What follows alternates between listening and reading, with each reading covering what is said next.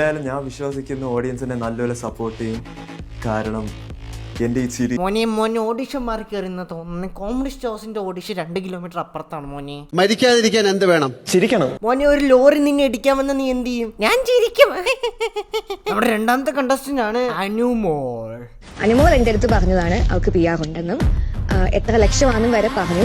I think 16 എത്രയോ ആണ് പറഞ്ഞത്. 16 എത്രയാണ് പറഞ്ഞത്.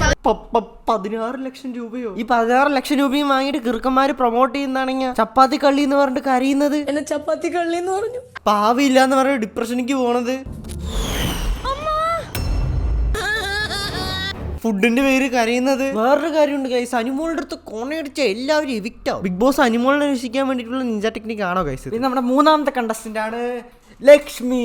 എനിക്ക് തോന്നുന്നു വീണ്ടും എഡിറ്റർ കൂൾ വെച്ചിട്ടാണ് എഡിറ്റ് ചെയ്യണത്. എടാ ഫോട്ടോ മാറി. Sorry bro. എല്ലാ സീസണിലും ഡുവൽ പേഴ്സണാലിറ്റി ഡിസോർഡർ ഉള്ള ഒരാൾ വരാറുണ്ട്. ബിഗ് ബോസിന്റെ ആ പാരമ്പര്യം ലക്ഷ്മി കാത്തു സൂക്ഷിച്ചു. എന്തായിരുന്നു ഒരു സമയത്ത് നീലപ്പാട് ചുവന്നപാട് ഇല്ല. വീട്ടിൽ കയറ്റാൻ പറ്റാത്തതെന്ന് പറഞ്ഞാ കുറച്ചു ദിവസം മുമ്പ് എന്റെ കേരളത്തിൽ ലാലേട്ടൻ ബസ് ലക്ഷ്മി എന്ന് പറഞ്ഞു കുറെ പേര് ലാലേട്ടനെ കളിയാക്കുക, ലക്ഷ്മിനെ കളിയാക്കുക. ഇതൊക്കെ ജീവിതത്തിൽ വേറൊന്നും ചെയ്യാനില്ലേ? അറ്റ്ലീസ്റ്റ് നിങ്ങൾക്ക് ഞാനൊരു ടിപ്പ് പറഞ്ഞുതരാം. അതായത് നിങ്ങൾക്ക് സ്ട്രെസ് ആകുമ്പോഴൊക്കെ തം ഫിംഗർ കൊണ്ട് ഇങ്ങനെ പിരികം ഇങ്ങനെ പൊക്കിയിട്ട് നിങ്ങളുടെ മിഡിൽ ഫിംഗർ കൊണ്ട് ഇങ്ങനെ ആക്കി കഴിഞ്ഞെന്ന് പറഞ്ഞാൽ നിങ്ങൾ അടുത്തൊരു 3 സെക്കൻഡും കൂടി പോയി. So please